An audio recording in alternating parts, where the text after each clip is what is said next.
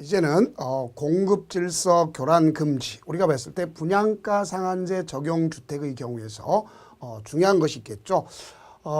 이런 제적 장치는 투기 방지라 했습니다. 그죠? 그렇다면 이제는 누구든지 질서와 관련돼서 이제 투기를 갖다가 없애기 위한 질서와 관련돼 있는 장치를 한번 보자 그랬죠.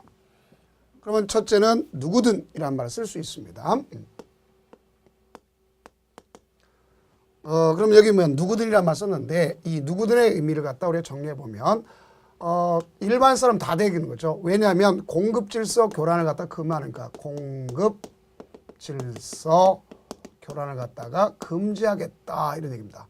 그럼 공급 질서 교란을 갖다 금지한다 이 말을 갖다 썼는데 여기에 대상이 되는 거 우리가 속된 표현은 뭐가 있냐면요.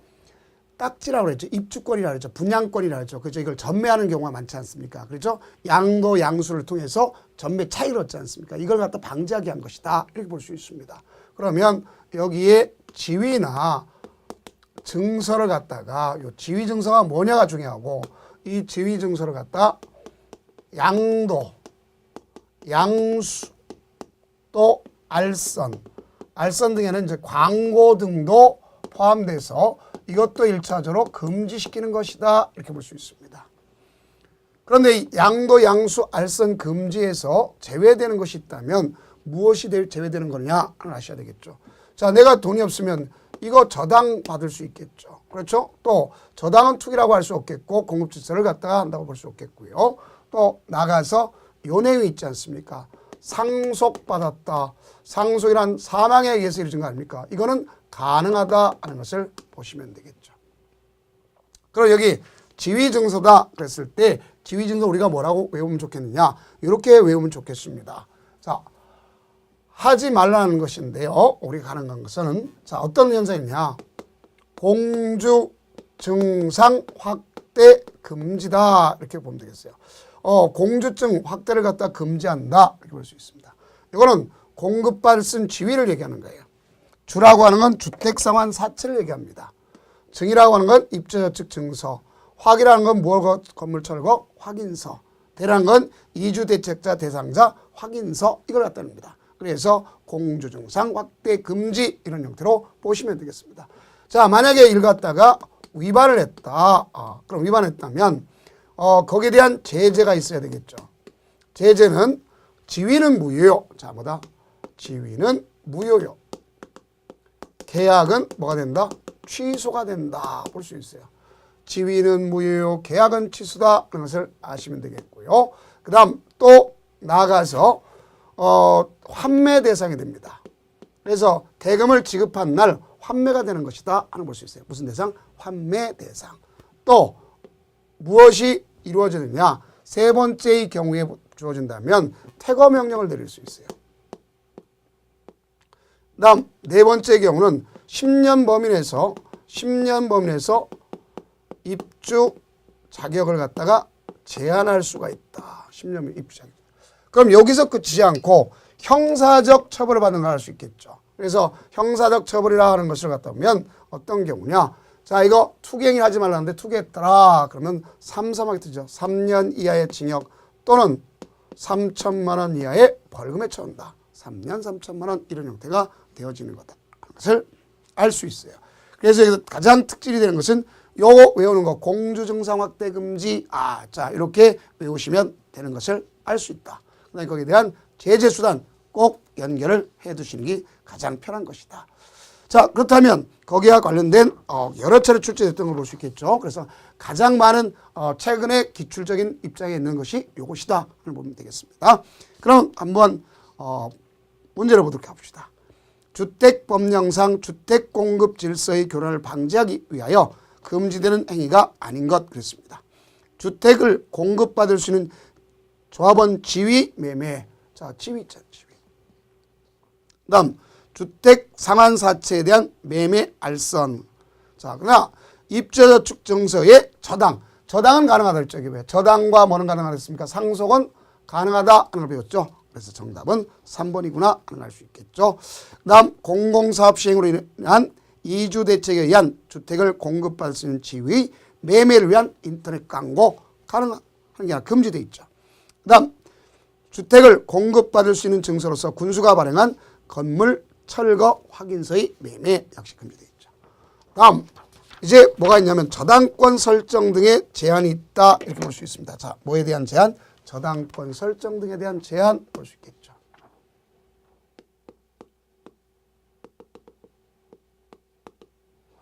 그럼 이 저당권 설정 등을 갖다 제한한다. 요거는 누굴 갖다 얘기하는 거냐? 앞에 거는 누구든이지만 여기는 사업 주체를 얘기하는 것이다. 볼 수 있어요. 누구? 사업 주체. 그럼 사업 주체가 저당권 설정을 제한한다. 그러면 원래는 여기 보세요. 사업계획 승인 얻죠. 그렇죠? 사업계획 승인 얻습니다. 사업계획 얻고 나서 일정한 경우에 이제 입주자 모집 가서 공고받기 위해서 입주자 모집 공고받기 위해서 공고하기 전에 승인을 얻도록 되어 있어요. 그럼 입주자 모집 공고를 합니다. 그 이 입주자 모집 공고할 때 땅에 대해서 소유권을 갖다 완전히 확보하는 원칙을 하죠. 그리고 땅에 대해서 여기 입주 예정자, 자 이건 사업 주체가 누굴 보호하는 거냐? 입주 예정자를 보호하는 거예요. 그렇기 때문에 입주자의 동의 없이는 원칙적으로 이 땅에 대해서 저당권을 설정하면 안 되겠죠. 응? 그것이 바로 사업 주체한테 하지 말라 소리입니다. 그러면 입주자 모집 공고 승인 신청과 동시에 이 토지에 대해서 땅에 대해서는 건물주는 땅에 대해서 대지를 알죠. 대지에 대해서는 뭐하냐? 소유권 보존 등기했다가 가져가는 게 아니라 소유권 이전 등기 같은 소유권 등기에 부기 등기하는 거예요. 자, 요게 있겠고 다음 여기 봅시다. 얘보다 더 먼저 해야 될 거 사업계획 승인 이후에서부터 할 수 있는 게 있어요. 누가 있냐? 주택조합. 그러면 주택조합은 그때서부터 할 수 있겠고요. 그러고 나서 이제 입주자 모집 공고하고 나서 분양을 했죠. 그러면 나아가서 여기 보니까 소유권 이전 등기 가능한 날이다. 그럼 소유권 이전 등기 가능한 이미 건물에 이 땅에 건물이 되었다는 거죠. 그럼 건물이란 말은 뭐가 있어야 돼요? 땅이고 건물이죠. 건물은 보존 등기가 되겠죠. 그럼 보존 등기 때도 부기 등기를 해야 됩니다. 여기서 부기 등기. 자, 왜? 땅도 역시 부기 등기하는 게 원칙입니다. 무슨 등기? 부기 등기. 너희들 동의 없이는 저당권 설정하지 않겠다. 또 여기 보면 건물에 대해서도 너희들 동의 없이는 그 저당권 설정을 하지 않겠다. 이렇게 볼 수 있겠죠. 그러다 부기 등기. 부기 등기 안 하는 거는 국가 지방자치단체 LH공사 지방공사가 있습니다. 자, 그럼 이렇게 해서 시기가 그렇게 되고 소유권 이전 등기 하는 날 그러면 우리가 입주 가능한 날이랬죠. 입주 가능하고 통지한 날 이후 60일 요 사이까지 등기를 갖다가 입주 예정자의 동의 없이 입주자의 동의 없이는 원칙적으로 여기서부터 여기까지 저당권을 설정하지 말아라 이 얘기 아닙니까?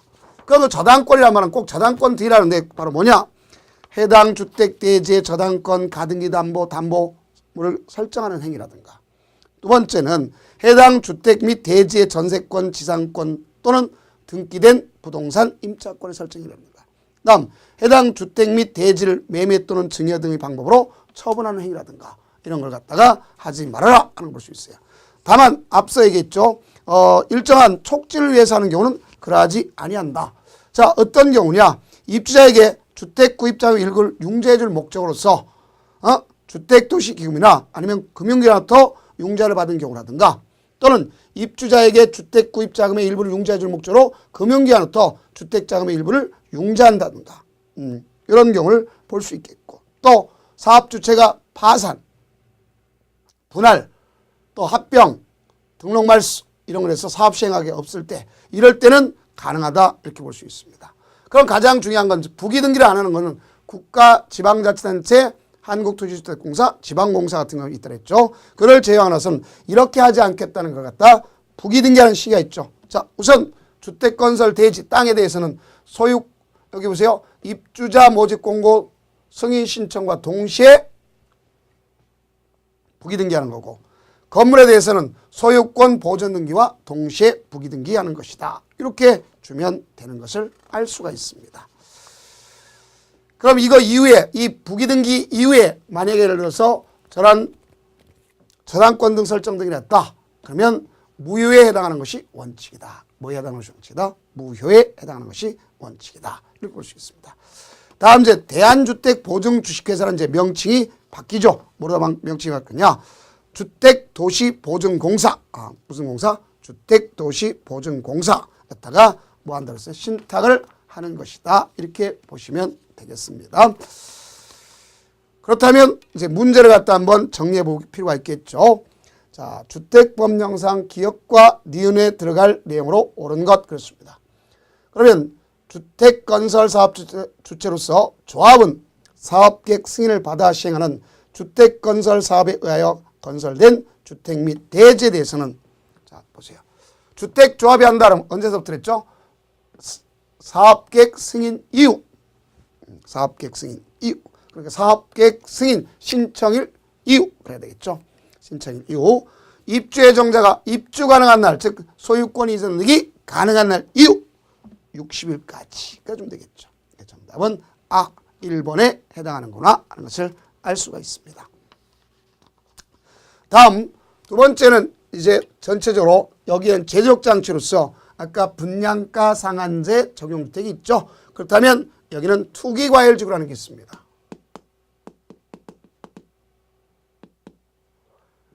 대개 보면 지정 절차의 경우는 여기 있는 투기과열지구나 분양가 상한제 적용하고 있는 주택이 거의 유사하다 볼 수가 있습니다. 둘 다 보면은 주택가격 상승률, 물가 상승률 하는 걸 볼 수 있겠고 투기과열지구는 지정권자가 둘이 지정하는 것, 영어로 투 이렇게 생각하면 되겠죠. 그러면 분양가 상한제 적용 때는 누가 지정한 거죠? 국토장관만이 지정하는 거죠. 차이점이 그겁니다. 그럼 우선 투기과열지구는 해당 지역의 주택가격 상승률이 물가 상승률보다 현재의 높은 지역에 대해서 주택 청약 경쟁률이라든가 주택가격이라든가 주택 보급률이라든가 주택 공급에 대한 시장을 고려해 가지고 투기가 성향하거나 성향할 우려가 있는 지역에 대해서 정하는 것이겠죠. 그럼 이때는 자 이렇게 볼 수 있네요. 지정권자 둘이 했죠. 하나는 국토장관이 지정할 수 있겠고 또 하나는 시도지사가 지정할 수 있습니다. 그러면 이 국토장관이 하든 시도지사가 하든 심의는 거쳐야 돼요. 심의는 이제 주거정책심의위원회로 바뀌었다 그랬죠. 그래서 거기에 의해서 가져간다. 그걸 볼 수 있겠죠. 그러면 국토장관이 할 때는 시도지사의 의견을 듣고 자 시도할 할 때는 국토장관한테 유일하게 맘먹어봐. 협의를 거친다 하는 것을 아시면 되겠습니다. 자 그러면 이렇게 해서 지정을 했다. 심의를 거쳐서 이 사람이 지정을 했다. 거기를 갖다 공고하고 자 통보해 줍니다. 그럼 누구한테 통보해 주냐? 여기는 시장, 군수, 구청장한테 통보해 주는 거예요. 알겠죠? 그럼 시장, 군수, 구청장은 자 이 지역이 입주자 모집 공고 승인 신청 누구한테 하는 거죠? 입주자 모집 공고 승인 신청은 시장, 군수, 구청장한테 하는 거 아닙니까? 다만 국가 지방자치단체 LH공사 한국토지주택공사죠. 그 다음에 지방공사 이런 경우는 할 필요 없겠고 복리시설은 신고지만 그렇지 않고는 승인 신청받는다 그랬잖아요. 그러면 시장군수청한테 승인 신청할 때 여기가 자 뭐라고 볼 수 있어요? 투기과열지구라는 사실을 사업주체라고 공고하게끔 하는 거란 말이에요. 해제 또한 같다 이렇게 볼 수 있습니다. 그러면 이 지정사유가 없었다 인정할 경우는 당연히 해제해야 한다 이렇게 볼 수 있습니다. 그럼 특히 이 중에서 국토교통부 장관은 투기과열지구를 1년마다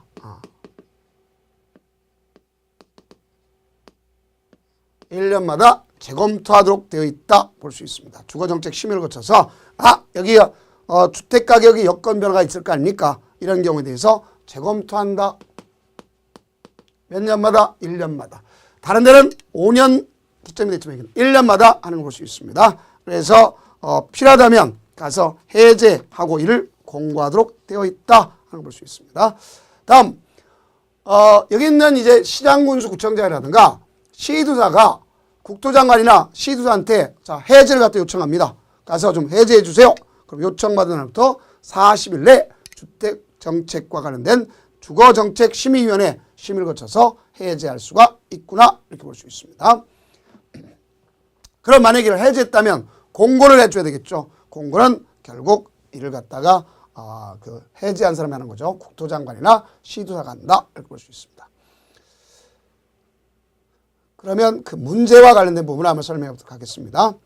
주택법령상 투기과열지구 및 전매 제한 등에 관한 설명 중 틀린 것 그랬습니다. 1번 국토교통부 장관 또는 시도지사는 주택가격 안정을 위하여 필요한 경우 이를 일정 지역을 주거정책 심의 심의를 거쳐 투기과열지구로 지정할 수 있다. 맞는 소리죠. 다음 2번 국토교통부 장관은 3년마다 자 틀렸죠. 자 여기 보세요. 뭐라 했습니까? 매년마다 재검토한다 그랬죠. 누가? 국토장관. 주거정책 심의를 통해서 재검토해 가지고 필요하다면 반드시 해제하도록 되어 있지 않습니까?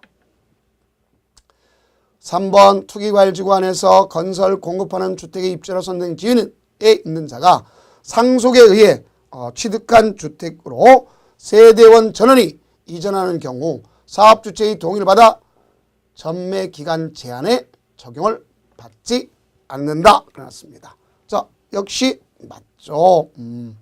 상속이다 그러면 전매 제한 받지 않습니다.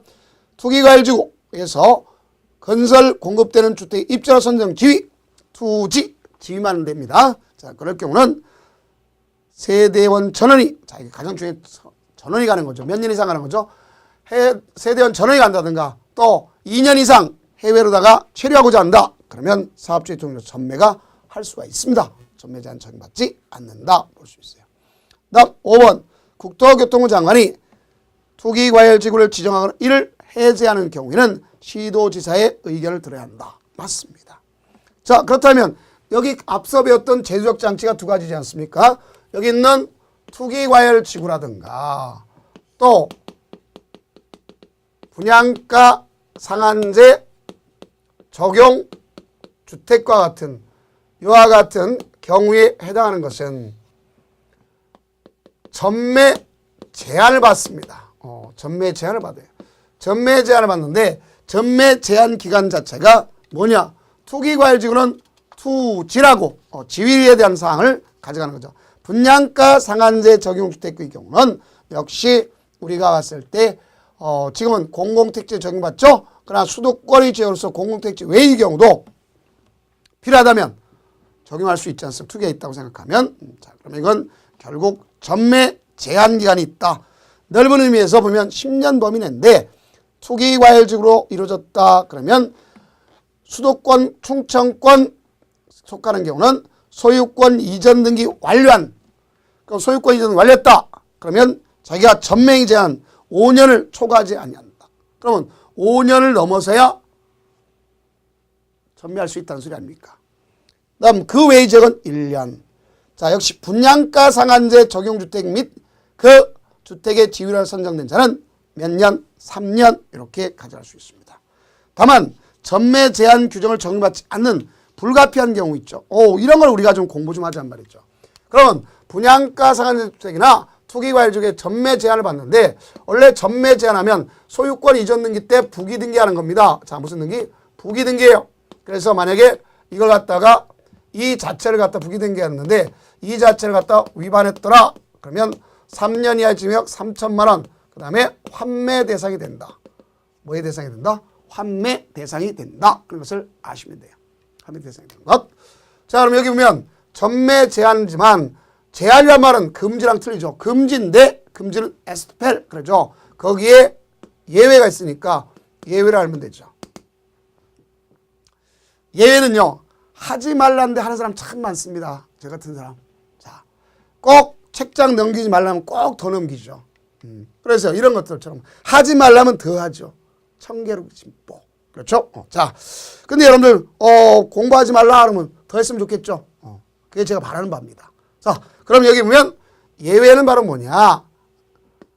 사상이 해이하면 전매 증여가 가능하다. 말되죠. 사상이 해이하면 전매 증여가 가능하다. 말된다. 말됐죠, 정말. 자, 그러면 사라는 게 바로 뭐냐? 사정이 생겼어요. 그래서 세대원 전부가 근무, 생업상 사정 때문에 뭐 질병, 취약, 결혼 이런 것 때문에 전원이 다른 광역시나 다른 도 이걸 가는데 단 수도권은 안 됩니다.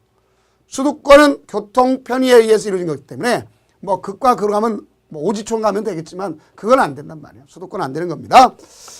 다음 상속이다. 그러면 세대원 전원이 가야 되죠. 상속받은 땅. 그럼 이거 팔겠다. 파는 거죠. 그러니까 무슨 소리냐면 여기 보세요. 내가 여기 지금 분양가 상한주택 우여곡절 끝에 분양받았어. 그럼 분양가 상한주택은 3년 내 원래 전매 못하지 않습니까? 그런데 만약에 뭐 좀 약간 좀 그렇겠는데 내가 해외로다가 발령받아가지고 2년 넘게 촬영할 것 같아. 그러면 이거 사람이 거주하고 있지 않고 그러면 팔 수 있다는 얘기 아닙니까? 전매할 수 있다는 거 아닙니까? 그러면 이때는 동의를 얻어야지 전매가 다 가능한 거예요. 그럼 판다면 누구한테 파냐? 제3자한테 팔면 안 되죠. 지방공사, 한국토지주택공사 그한테 팔도록 여기 앞에 모아놓고 있어요. 부기등기한다 그랬잖아요. 그러니까 당신 그런 사정이 있으면 나한테 동의하더라. 그리고 내가 이렇게 해서 팔게 할게. 이렇게 나가는 것이 바로 여기 내용이다. 이런 얘기입니다. 그러면 이와 같이 되는 거 알 수 있겠고 그 다음 해외로 나가는 2년 그 다음에 여기 보세요. 사상, 상속, 해외 2년 이혼 등에서 위자료 주겠다. 전부 털어준 거죠. 그 다음 전매란 말은 이거는 뭐냐. 공익사업을 위한 토지 등의 취득의 보상을 일명 토지보상법이라는데 여기에서 수용당한 자는 이주대책 마련해 주잖아요. 근데 거기서 살 수가 없어요. 그럼 저 떠나겠습니다. 그러면 시장군수청장한테 전매할 수 있다. 확인한 거고. 매라고 하는 건 예를 들어 분양가 상한제 주택이라든가 투기과일 중에는 지위도 뭐가 있어요? 내가 세금 안 냈어. 그럼 그거 그대로 줄까? 국가가? 아니죠. 가서 뭐 합니까? 공매하죠. 내가 은행에다가 대출을 갖다는데 안 갚았어. 그러면 경매하겠죠. 그거 매자가 그거고. 우리는 분양가 상한제 적용주택도 자 부부가 결혼했다. 그럼 누구 집이다 이거 생각 없이 부부 공동명의로 한단 말이에요. 그럼 부부 공동명의로 하게 된 걸 일반적으로 봤을 때 증여란 말을 갖다 쓸 수가 있구나 하는 걸 알 수 있어요. 일부 증여 이렇게 우리가 가져간다 하는 것을 아시면 되겠습니다. 그래서 이런 형태가 되는 것을 알 수 있다. 그래서 부기등기까지 금지되어 있다. 이렇게 볼 수 있습니다. 그럼 만약에 이걸 팔게 됐으면 부기등기는 소유권 이전 등기 때 하는 겁니다. 이 정한 기간 이전 내에 만약에 팔면 한국토지주택공사, 지방공사는 지방공사가 우선 매입하니까 어떠한 행위도 하지 마라. 이렇게 써놓은 것을 부기등기하는 거고 그럼 만약에 이때 누가 더 우선 매입한다는 걸 알 수 있어요? 한국토지주택공사가 우선 매입하는 거구나 하는 것을 정리하면 되겠죠. 자 그렇다면 문제를 갖다 한번 정리를 해볼 필요가 있구나 알 수 있겠죠. 자 주택법령상 주택의 전매행위 제한 등에 관한 설명을 옳은 것 그랬습니다. 제한되는 전매는 매매, 증여, 상속이나 그 밖의 권리 변동을 수반한 모든 행위가 포함된다. 자 분명히 틀렸죠. 상속은 할 수 있는 거죠. 투기 아니지 않습니까? 투기과일지구에서 건설 공급하는 주택의 입자로 선정 지위는 전매 제한 수도권 충청권 외다. 자 수도권 충청권은 5년이 기점이 되지만 그 외의 지역은 1년입니다. 3년이라서 틀렸죠. 3번 상속에 취득한 주택을 세대원 일부가 아니라 전부가 되죠. 자 여기 보세요. 사상의 전매 증여 가능 중에서 이렇게 하시면 돼요.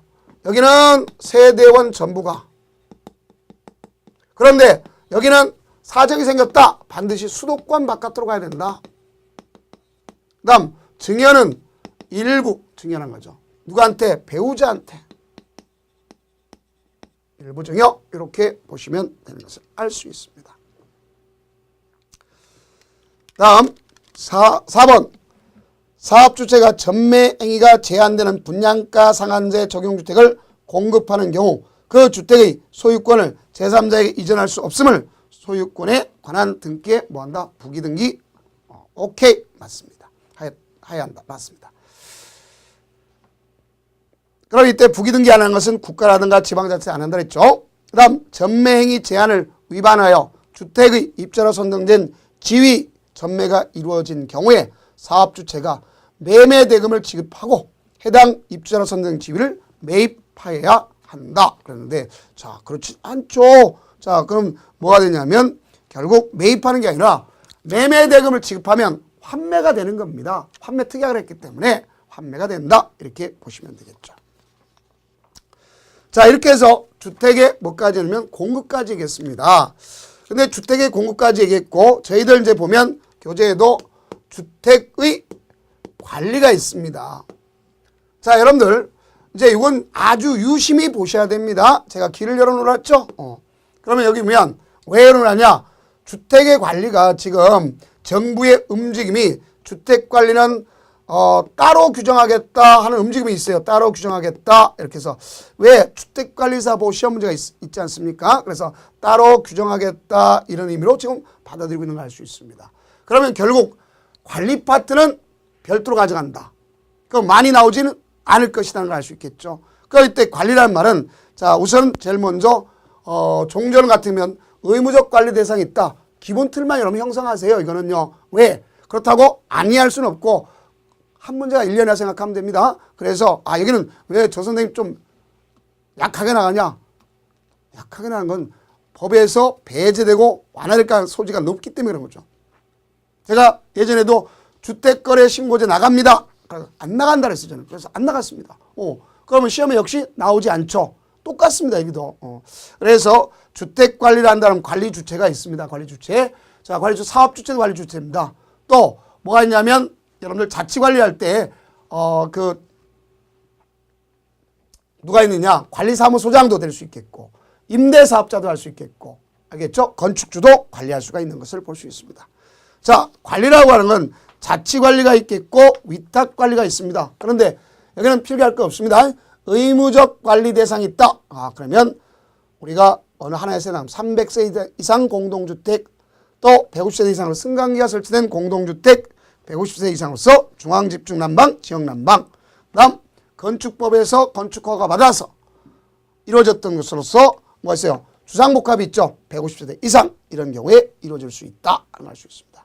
그러면 입주 예정자가 과반수가 입주했다는 사업주체는 가서 요 과반수 입주했죠? 그럼 당신들 관리 방법을 결정하세요. 이렇게 통지할 수 있어요. 그러면 통지한 날부터 이 사람은 동별 대표자를 뽑아서 입주자 대표회를 구성합니다. 그래서 관리 방법을 3개월 내 결정하도록 돼 있고 자치관리하겠다. 그럼 6개월 내 자치기구를 갖다 구성하는 것을 알 수가 있습니다. 그래서 그 주택관리업자에 의한 선정 또 공동주택관리규약 입주자 대표회 이런 경우는 지금 우리 공인중개사에서는 빠진다 하는 것을 머릿속에 연상하시고 여기를 갖다 열심히 할 필요성은 없다 이렇게 볼 수 있습니다.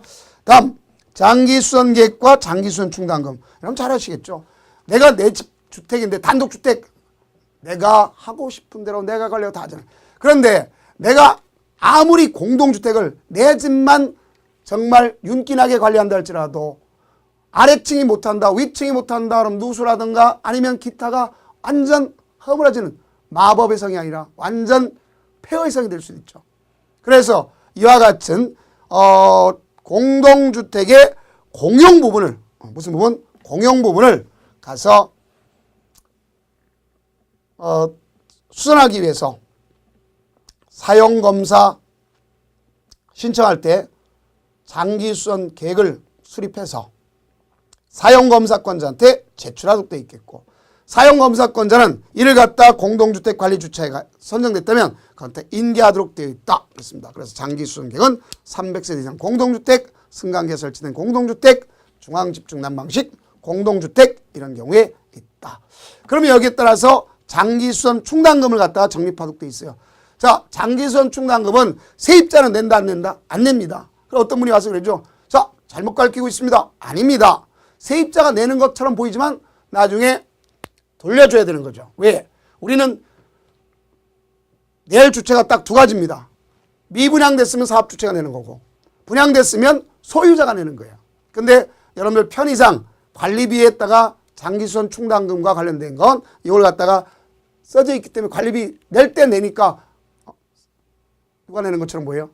세입자도 내는 것처럼 보이잖아요. 그렇지 않습니다. 돌려받을 수 있어요. 나중에. 자, 그러면 이건 적립 시기는 언제 적립하는 거냐? 사용검사일부터 1년이 경과한 날이 속한 달 매월. 자, 왜?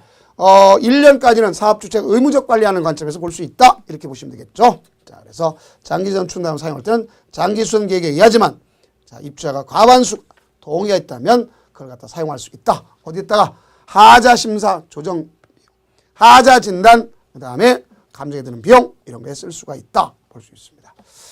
그 다음에 이제 각종 공동주택의 행위허가 및 신고인데 리모델링에 관한 사항은요. 여러분들 주택법 자체에서 이루어졌겠지만 리모델링 우리가 이미 앞서 배웠어요. 리모델링은 것은 건축물의 노화를 억제하고 기능 향상을 위해서 대수나가 증축하는 거죠. 증축은 사용 검사 받은 날부터 15일 경과등이 원칙이고 세대별로다가 가서 주거 각 세대의 주거 전용 면적을 갖다가 세대별로 증가시킨다. 10분의 3, 85제곱미터 미만이면 10분의 4를 증축할 수 있고 별도로 공용 부분도 증축할 수가 있다 하는 걸 알 수 있어요. 다만 이럴 때 각 세대의 증가된 면적을 합하는 것은 100분의 15, 15%뿐이 안 된다 볼 수 있습니다. 자, 그 다음에 이제 수직이라는 것도 있습니다. 여러분, 수직은 15층을 기점으로 해서 주유구조들을 보유하고 있어야 되겠고 그럴 경우에 3층, 그렇지 않으면 3계층, 그렇지 않으면 2계층까지 할 수 있다 이렇게 볼 수 있습니다. 이걸 한다 할지라도 안전진단을 받아야 된다. 자, 이 내용들이 있고 나머지 보면 시공자 선정이라든가 기타에 관한 사항 역시 어떻게 하도록 되어 있냐면 하부로 내려가도록 되어 있다 이렇게 볼 수 있습니다. 그렇다면 단 한 가지만 풀고서 이 강좌에 대한 주택법의 전반적 내용에 대한 사항을 다 우리가 정리하도록 하겠습니다. 그래서 우선적으로 보면 그 리모델링과 관련된 것에 대한 관점을 보면 리모델링 자 25회 때 기출문제로서 보면 되겠죠. 리모델링에 관한 설명으로 옳은 것 14층 건축물의 수직 증축형 리모델링 허용하는 경우는 2계층까지 증축할 수 있다. 오케이. 맞네요. 1번. 리모델링 주택조합을 설립 인가받으려는 자는 인가 신청에 토지 승낙서가 아니죠. 의결서죠. 의결서 얼마? 3분의 2 그래야 되겠죠. 그러면 거기다가 3분의 2가 필요한 것이고 뭐 할 때? 조합 설립할 때 소유자 전월 동의를 받은 입주자 대표는 시장군 수정에 신고하고 리모델링 할 수 있다. 아니죠. 리모델링은 허가하고 하는 겁니다. 그 다음 수직 증축형 리모델링의 경우 리모델링 주택조합의 설립 인가 신청서에 당해 주택의 사용 검사를 받은 후 몇 년? 15년이죠. 자, 들렸습니다. 리모델링 주택조합이 시공자를 선정할 경우는 원칙적으로 뭐 해야 하면 경쟁 입찰 방법에 의한다. 자, 무슨 방법에 의한다? 경쟁 입찰 방법에 의한다. 이렇게 주시면 되겠습니다. 그러면 그 밖에 나머지의 사항들은요. 이제 법에서 배제되면서 마지막 하나만 아시면 되겠습니다. 자, 뭐가 있느냐? 주택 자금과 관련된 것 하나만 정리하고 가면 되겠습니다. 우리가 이제 주택 자금 중에는요. 뭐가 있느냐? 두 가지 형태로 다 볼 수 있겠죠. 그 중에 하나만 아시면 되겠습니다. 자, 이것만 정리하시면 돼요.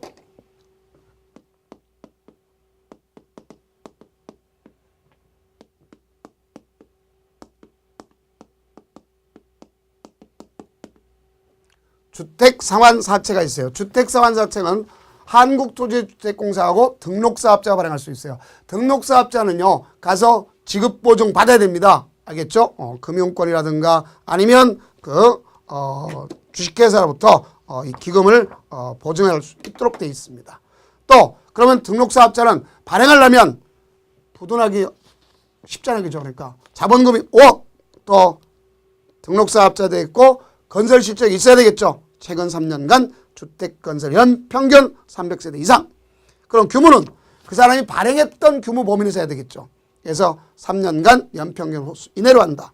그럼 발행할 때는 이들은 국토교통부한테 승인받도록 돼 있다 하는 볼 수 있어요. 근데 이거는 채권 자체가 어떤 채권이냐? 김영식 채권이라는 걸 알 수 있습니다. 발행 조건은.